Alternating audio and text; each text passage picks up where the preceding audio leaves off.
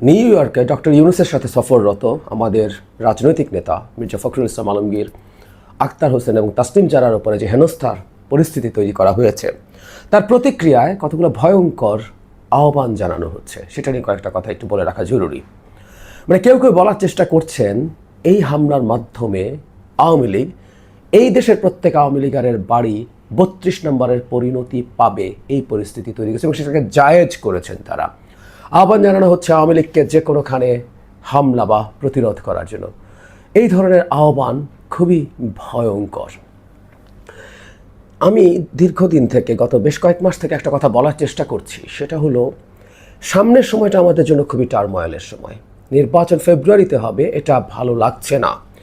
বাংলাদেশে নির্বাচন হতে দেয়া হবে না এই বছরে, সামনের বছরে ফেব্রুয়ারিতে। এই চেষ্টা খুব সিরিয়াসলি করা হবে, এটা নিয়ে আমাদের কোনো রকম কনফিউশন রাখার দরকার নেই। এর জন্য দেশের অভ্যন্তরের এবং দেশের বাইরের অনেক শক্তি এর মধ্যে ইন্ধন যোগাবে। আমাদের পরিচিত অনেক মুখ, আমাদের পরিচিত বা আপাত শ্রদ্ধার অনেক মানুষ এমন সব কাজ করবেন যারা আদতে পারপাস সার্ভ করবেন তাদের, যারা আসলে এই দেশকে অস্থিতিশীল করে ফেলতে চায়। আমি প্রায় বলি বাংলাদেশ অস্থিতিশীল হওয়ার জন্য সবচেয়ে বেশি আগ্রহী হয়ে আছে ভারত, আওয়ামী লীগেরা। সুতরাং এমন কোনো পরিস্থিতি যদি বাংলাদেশে তৈরির চেষ্টা হয় যেটা নির্বাচনকে বাধাগ্রস্ত করে আর শেষ পর্যন্ত পণ্ড করে দেওয়ার পরিস্থিতি তৈরি করবে, সেটা প্রকারান্তরে ভারতীয় প্রজেক্ট, আওয়ামী প্রজেক্ট, এভাবেই দেখার চেষ্টা করতে হবে। আওয়ামী লীগের কিছু লোকজন ওখানে হামলা করেছে। আমি ধারণা করি আস্তে আস্তে আওয়ামী লীগের কারা কারা ওখানে ছিল এরকম প্রচুর ছবি সোশ্যাল মিডিয়াতে আসবে। এমনকি কেউ কেউ অতি আগ্রহী হয়ে তার বাড়ি কোথায়, কোথায় কী আছে তার ঠিকানা সব দেয়া হবে, যাতে কোনো না কোনো ধরনের মানুষজন মব তৈরি করেন সেখানে গিয়ে, এবং সেখানে সে কোনো ধরনের কোনো হাঙ্গামা তৈরি করেন। আমি খুবই ঝুঁকি নিয়ে 5 অগস্ট থেকে একটা কাজ করছি। 5 অগস্ট প্রথম শেখ হাসিনার পতনের পর আমার প্রথম ভিডিওতে আমি আহ্বান জানিয়েছিলাম কোনোভাবেই যেন আওয়ামী লীগের লোকজনের ওপরে হামলা না হয়, তাদের স্থাপনা, বাড়িঘর বা অফিসে যাতে কোনো রকম কোনো ভাঙচুর, অগ্নিসংযোগ না হয়, কোনো লুটপাট না হয়। অনেকেরই ভাল লাগেনি, কিন্তু এটা করেছিলাম। মানে যেই মানুষটার দ্বারা আমরা সরাসরি ভুক্তভোগী হয়েছি, সাফার করেছি, প্রচুর আছে বিভিন্ন এলাকাতে, উপজেলা পর্যায়ে, জেলা পর্যায়ে বা ইউনিয়ন পর্যায়ে আওয়ামী লীগের পান্ডারা যে পরিমাণ টর্চার করেছেন তার প্রতিপক্ষের ওপরে, যৌক্তিক ক্ষোভ থাকার কারণ আছে এবং সেটার কারণেই তার উপরে প্রতিক্রিয়া দেখানোর প্রবণতা হতে পারে। কিন্তু তারপরও এগুলোকে আমরা স্ট্রংলি কন্ডেম করেছি ওই ভোলেটাইল সময়। এরপরও যখনই এটা হয়েছে, 32 নম্বরের পর যখন বিভিন্ন এলাকায় আওয়ামী লীগের নেতাদের বাড়িঘরে হামলা আবার শুরু হলো, তখনও এটার বিরুদ্ধে কঠোরভাবে কথা বলেছি।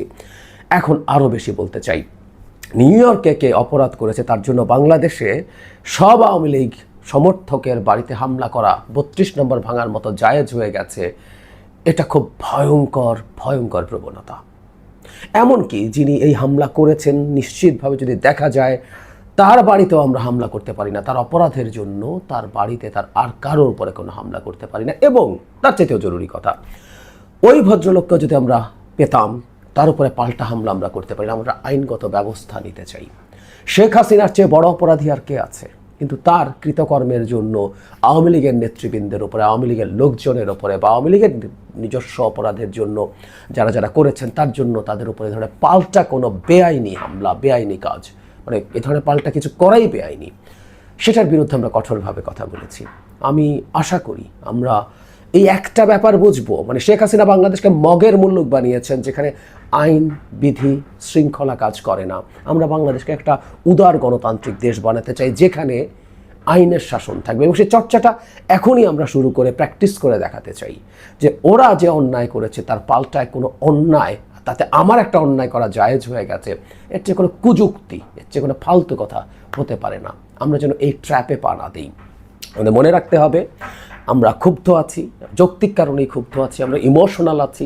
এই বিভৎসতার পরও আওয়ামী লীগের যে আচরণ সেটা আমাদেরকে ক্ষুব্ধ করে দেওয়ার জন্য যথেষ্ট। আমি মানতে প্রস্তুত আছি, এটা নিয়ে কোনো দ্বিমত নেই। আমিও মানুষ, আমার মধ্যেও জন্মগত যে ইটগুলো আছে সেগুলো কাজ করে, কিন্তু দিনের শেষে আসলে আমাদেরকে এটা নিয়ন্ত্রণ করে ভাবতে হবে আমি কারো ওপরে, আমার ওপরে অন্যায় হয়েছে বলে আমি কারো ওপরে পাল্টা অন্যায় করার অধিকার রাখি কিনা। তার চাইতেও জরুরি কথা, এই ভোলেটাইল সময়টাতে এই ধরনের আহ্বানে আমরা যদি সাড়া দেই, সেটা আমাদের গণতান্ত্রিক যে রূপান্তর সেটার পথকে খুব বাধাগ্রস্ত করার সম্ভাবনা তৈরি হবে।